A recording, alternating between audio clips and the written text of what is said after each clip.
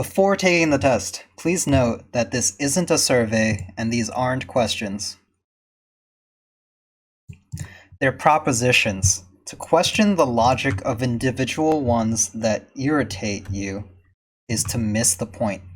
Some propositions are extreme and some are moderate. That's how we can show you whether you lean towards extremism or moderation on the compass. Your responses should not be overthought. Oh, okay. Some of them are intentionally vague. Their purpose is to trigger reactions in the mind, measuring feelings and prejudices rather than detailed opinions on policy. Just a few propositions to start with, concerning no less how I see the country and the world. Alright, here we go. If economic globalization is inevitable, it should primarily serve humanity rather than the interests of transnational corporations. Strongly agree. I'd always support my country whether it was right or wrong. I think disagree. Because you should support what's right, or at least I think I would support what is right. No one chooses his or her country of birth, so it's foolish to be proud of it. I agree with that. Our race has many superior qualities compared with other races. Strongly disagree.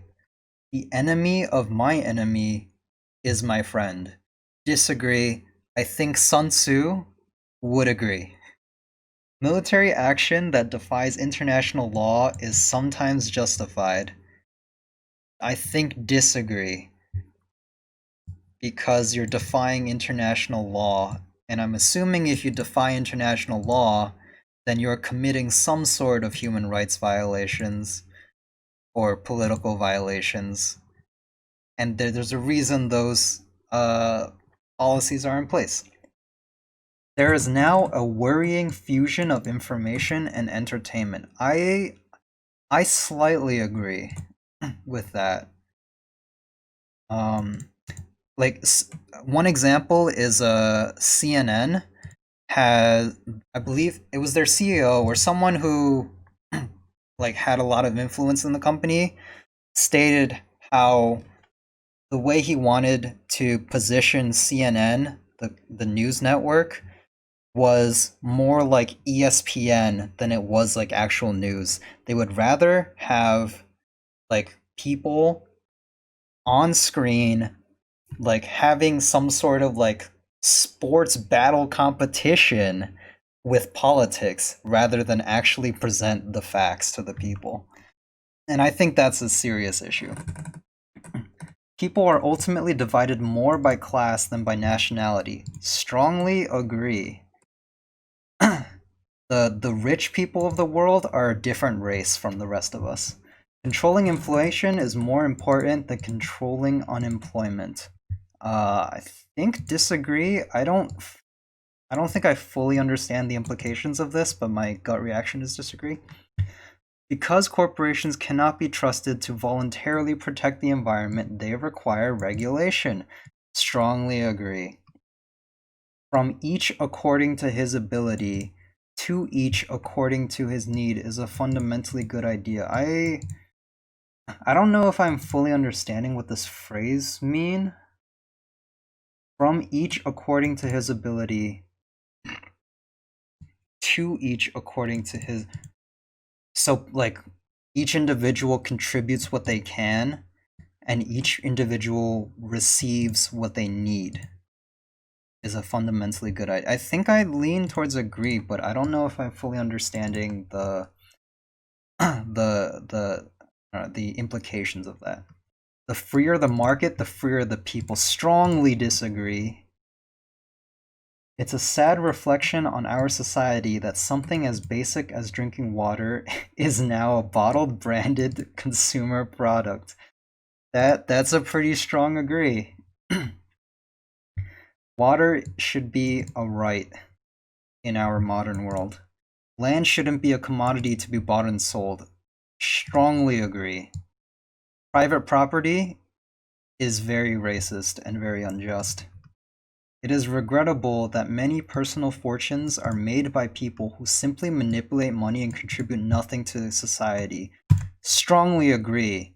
Dude, the amount of people who go to business school and get finance jobs and all they do is for corporations is just mess around with the money and not actually like help their corporations contribute something of value. Like they don't produce products. They just make more money out of money somehow. Ridiculous. Protectionism is sometimes necessary in trade. I don't know what that means. But there's no neutral option to select here. Should I Google this? What is protectionism? Protectionism is the economic policy of restricting imports from other countries through methods such as tariffs, quotas, and other regulations. Opponents argue that policies shield the producers, businesses, and workers of the import competing sector. I think I slightly agree, but again, I'm not fully understanding the implications of what that means. The only social responsibility of a company should be to deliver a profit to its shareholders. Strongly disagree. The rich are too highly taxed. Strongly disagree. Those with the ability to pay should have access to higher standards of medical care. Disagree. Well, okay, hold on. Those with the ability to pay should have access to higher standards of medical care. So, all right. I mean, this can get a bit nuanced, and I think the way I interpret this could produce two different answers here. Like, do I think that?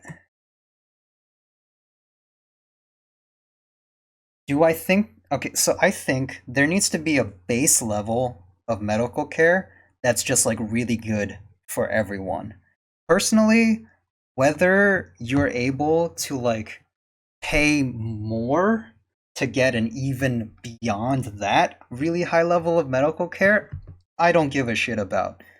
But the issue here is when the basic standard of medical care is super low, and that being able to pay now gives you privilege to the limited resource of medical care and takes it away from people who can't pay. And I'm not sure which one this is kind of implying. So I'm gonna be safe, quote unquote safe, and I'm gonna hit disagree. Governments should penalize businesses that mislead the public. Strongly agree. A genuine free market requires restrictions on the ability of predator multinationals to create monopolies. Strongly agree. But a genuine free market, what does that mean?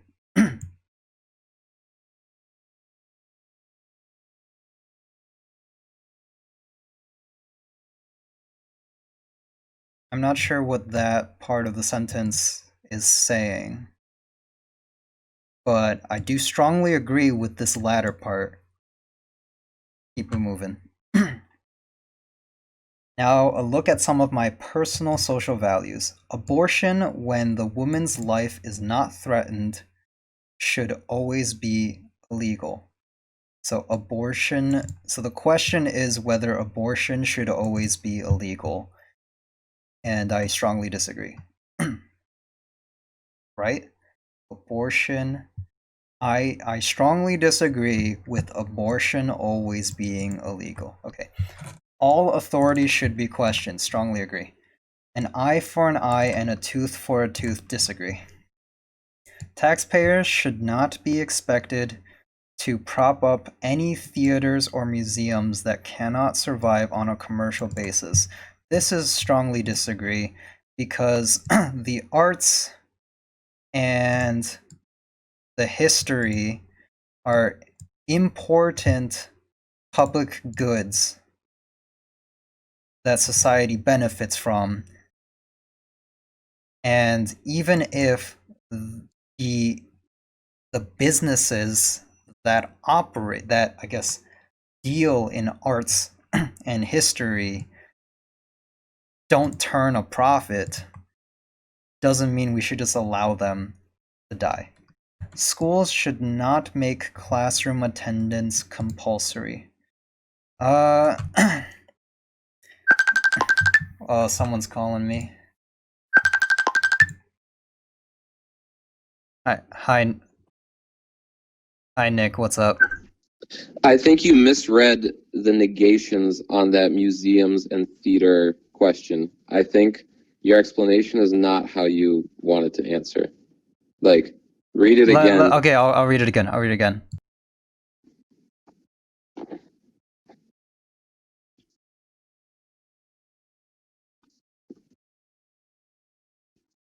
Oh wait, I fucked up. You're good. Never mind. No. I misread it. You got it right. As in, you said you answered it the way that you wanted to. I misread it. So never mind.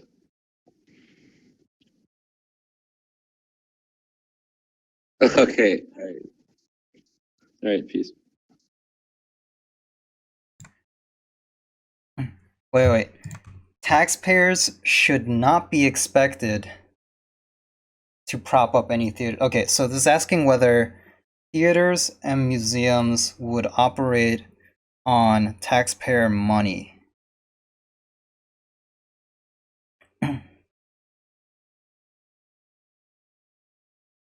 Okay. I think I neglected the first portion of this sentence in regards to the fact that it's public money from taxing. Should not be expected. So if I disagree, then I'm saying taxes should go to support theaters and museums. Yeah, I think that's right. Okay. Schools should not make classroom attendance compulsory. This one I don't really know all that much about. So let's see. If you make classroom attendance mandatory, then you make it unfair for someone who isn't able to make it to school for whatever reason.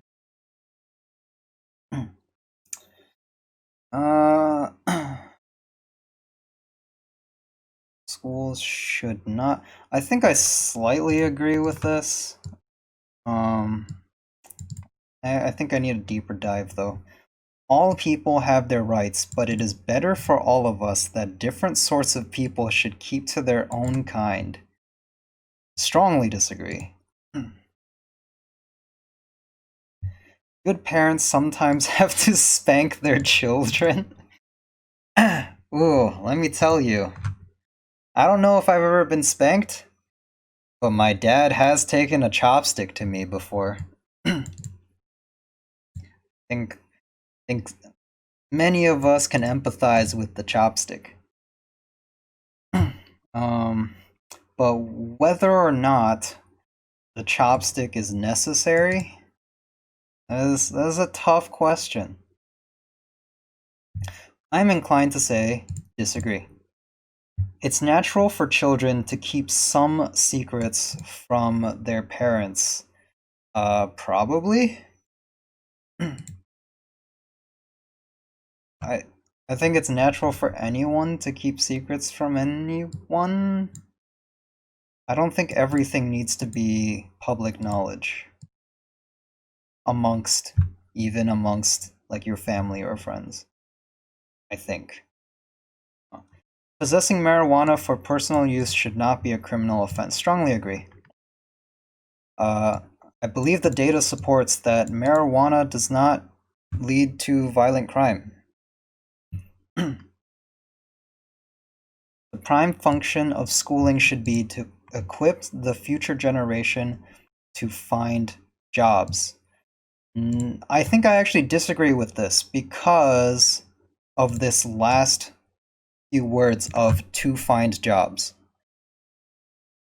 The prime function of schooling is to educate people to be well-informed members of society. And being a well-informed member of society should be a key factor that gets someone a job.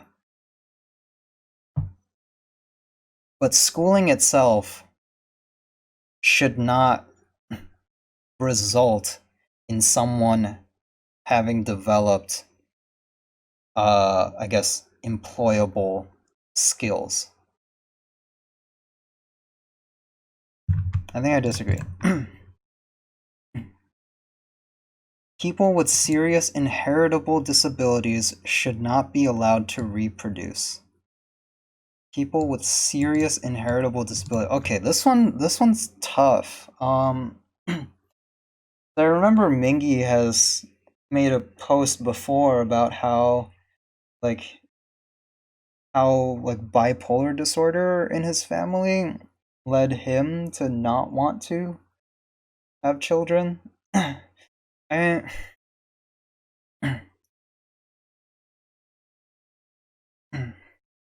I think I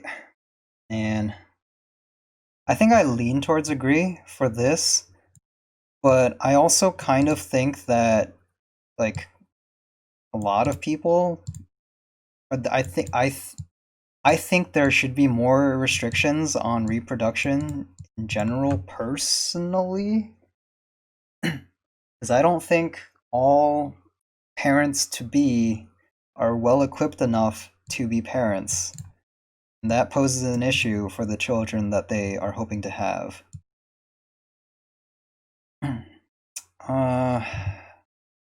I don't know. I think this is talking about how serious inheritable disabilities would perpetuate if they had children, and then that would what? mm,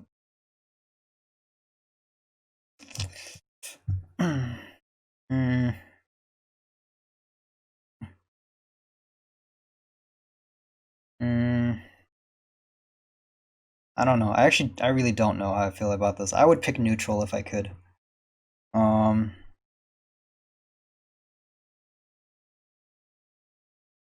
I think I'll put agree.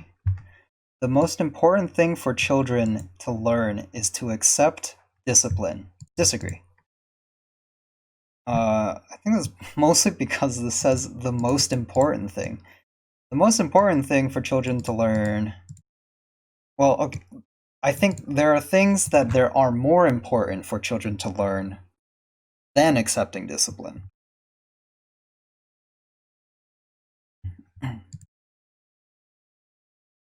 Such as, I guess, independent critical thought. There are no savage and civilized peoples, there are only different cultures. Strongly agree.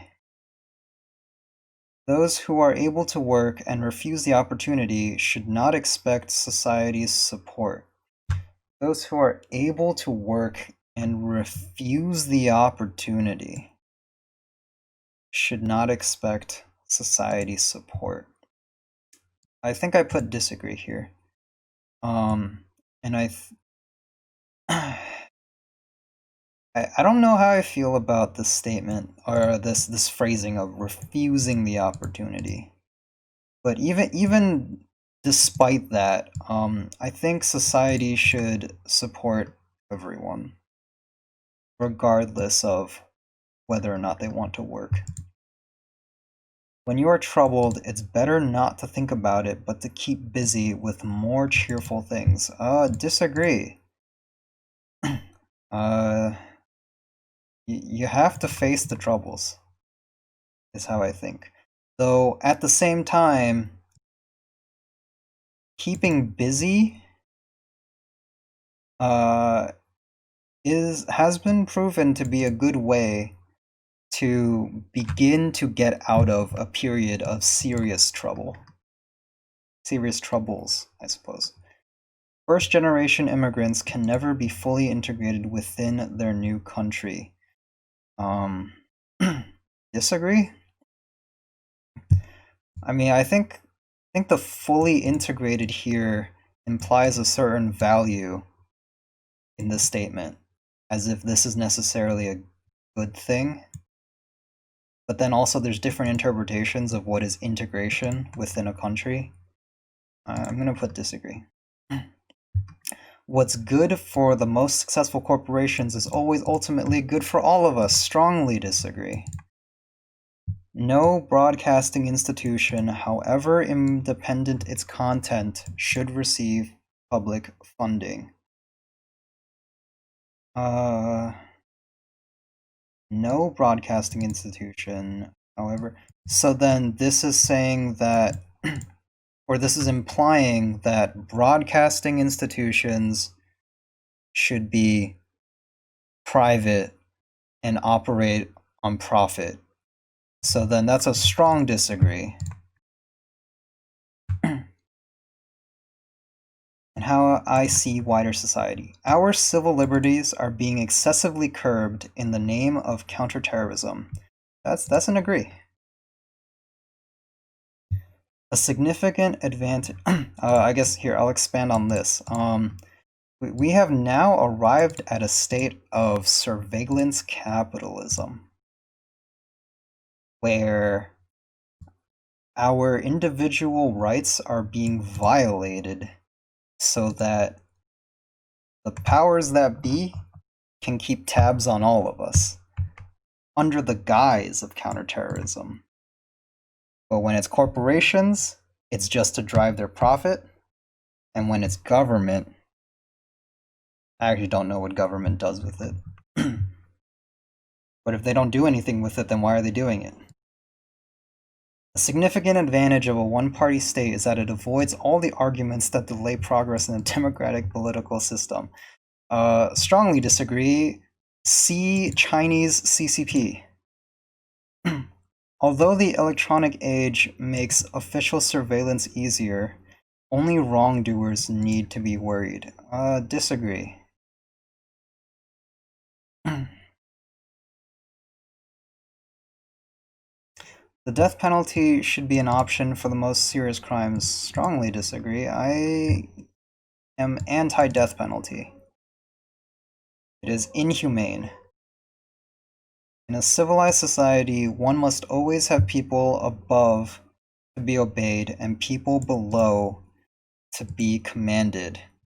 I think I lean towards disagree. I'm pretty anti-hierarchy.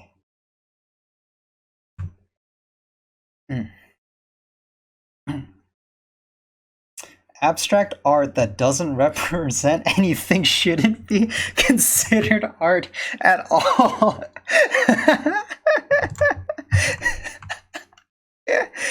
Oh gosh, I wonder how they're using the answer to this question in the data analysis. I think I disagree, but also I don't know, like, does it matter what is and isn't considered art? I don't know. In criminal justice, punishment should be more important than rehabilitation. Strongly disagree. It is a waste of time to try to rehabilitate some criminals. Disagree.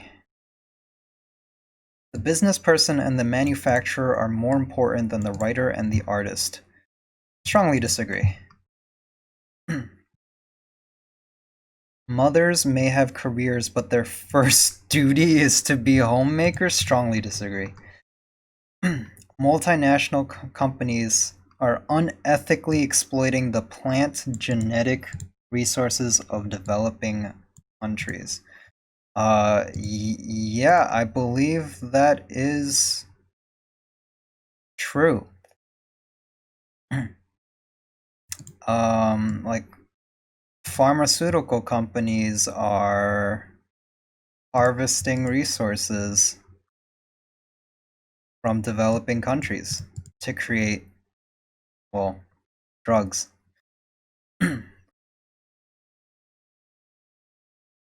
Making peace with the establishment is an important aspect of maturity. I think I slightly agree with this. But I think thing that irks me is the making peace with the establishment. Like what? Like does that mean just like accepting that the establishment is a thing that exists? I mean, I can accept it. That doesn't mean that I agree with it. Is that still making peace? I do think recognizing that the establishment is a thing is is uh isn't valuable. Okay, if I got through that okay, I'll find these propositions on religion a breeze. Astrology accurately explains many things. Strongly disagree. You cannot be moral without being religious. Strongly disagree. I don't need a religion to tell me what's right or wrong. I have critical thought for that. Charity is better than Social Security as a means of helping the genuinely disadvantaged. I think I disagree with this.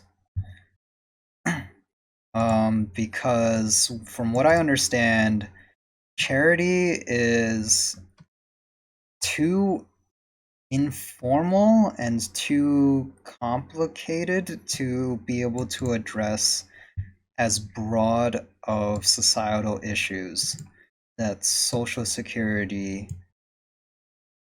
would be better equipped to handle. Some people are naturally unlucky. So then what is this saying that like okay, so this one's based on religion. So this is the idea that like I guess some people have predetermined fates. I think I'll interpret this as saying some people are born possibly with genes that are inherently not as good as other people.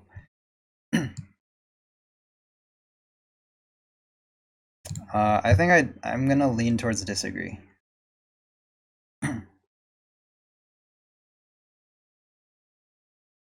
But which one? How strongly do I disagree with this?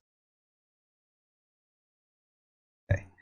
It is important that my child's school instills religious values. Strongly disagree. There should not be religion in school. Well, there should not be religion in public school. Yeah. Finally, a look at sex.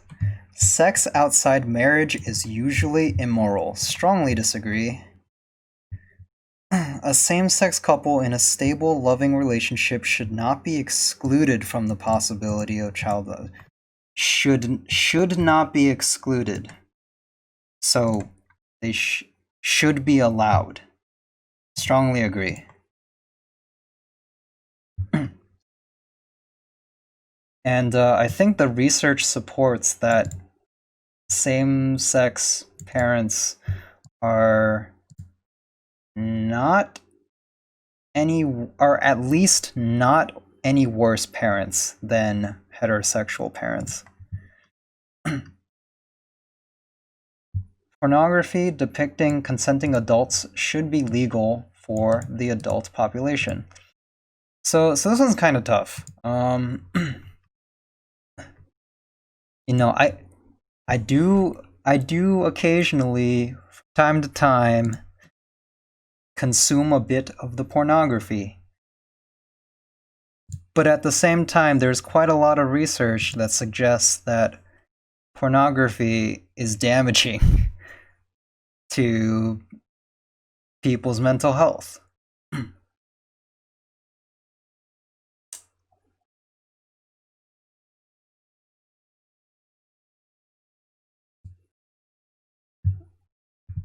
Yeah, I'm conflicted on this one. I think I'm gonna lean towards disagree because I think, well, okay.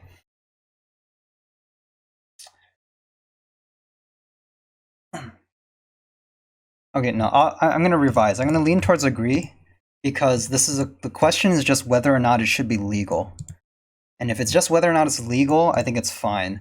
Whether or not it's okay for pornography to be like super available such that it's possible for an individual to get to the point where they are suing Twitch for causing him to be addicted to watching female streamers and masturbating constantly, that he has to use lotion because his penis is rubbed raw. I think there should be limits on that. What goes on in a private bedroom between consenting adults is no business of the state. Strongly agree. No one can feel naturally homosexual. Strongly disagree. And I actually read some very interesting research on this recently, on how homosexuality could have actually been evolutionarily selected for. These days, openness about sex has gone too far. Strongly disagree. I don't give a shit about the prudes. Here we go. Let us see. About the political compass. In the introduction, we explained the inadequacies of the traditional left-right line. I didn't read it. If we recognize that this is essentially an economic line, it's fine as far as it goes. We can show, for example, Stalin, Mao Zedong, and Pol Pot with their commitment to a totally controlled economy on the hard left. Socialists like Mahatma Gandhi and Robert Mugabe would occupy a less extreme leftist position. Margaret Thatcher would be well over to the right, but further right would be someone like that ultimate free marketer, General Pinochet. Interesting. So we got this list of people that we want me to guess who I'm closest to. So, all right. So I don't know what Vietnam's politics are, so I just can't put it there. I also don't know Pakistan's politics.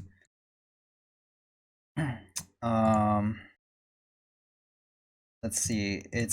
I'm assuming it's not Trump. I think that's a pretty safe. I don't know who Trotsky is. I don't know who Rucker or Rothbard are. I'm assuming this is Ayn Rand, which I am definitely not. I don't know who Pinochet or Proudhon are. I'm pretty sure I'm not Reagan. I'm assuming this is Saudi Arabia, and I also I think they're lean towards authoritarian, which I don't think I am. Thing is, Stalin is leftist. I feel like I am leftist, which is why they're still on the table. Right? But Stalin was authoritarian, right? I don't know. I actually don't think I'm close to Obama, because I think Obama's politics were more moderate liberal. Where I am. I think I'm just gonna take a shot in the dark, and I think I'm just gonna throw Chomsky, throw Noam Chomsky, because I think if I'm close to Noam Chomsky, then that would be kind of dope, possibly. That deals with economics, but the social dimension is also important in politics, so that's the one that the mere left-right scale doesn't adequately address. So we've added one, ranging in positions from extreme authoritarian to extreme libertarian. Alright, so authoritarian is top, libertarian's bottom. Left economic, right economic. So we got state-imposed collectivism, voluntary regional collectivism.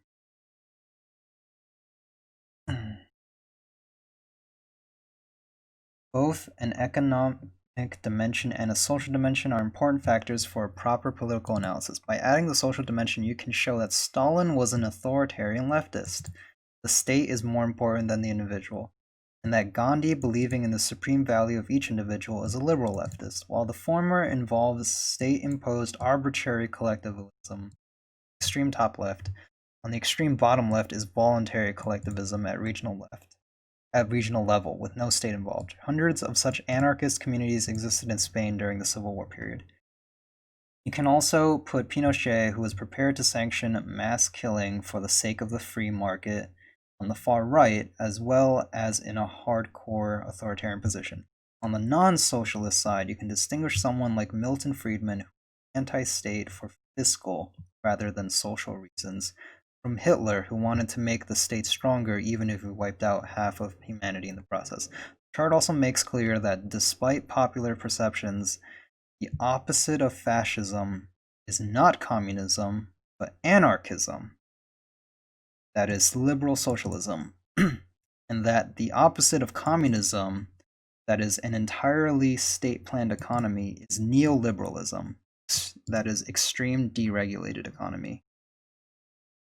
Okay. Okay.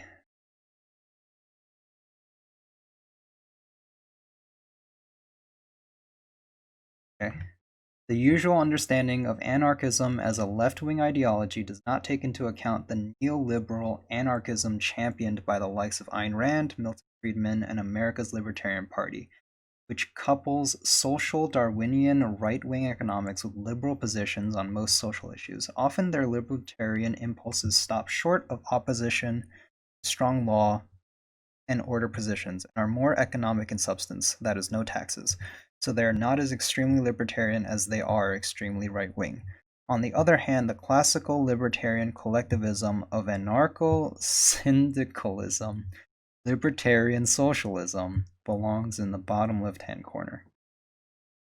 On our homepage, we demolish the myth that authoritarianism is necessarily right-wing, with the examples of Robert Mugabe, Pol Pot, and Stalin. Similarly, Hitler, on an economic scale, was not an extreme right-winger.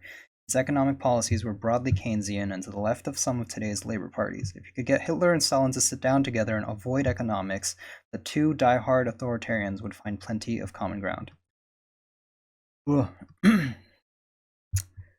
word about neocons and neolibs. US neoconservatives, with their commitment to high military spending and the global assertion of national values, tend to be more authoritarian than right.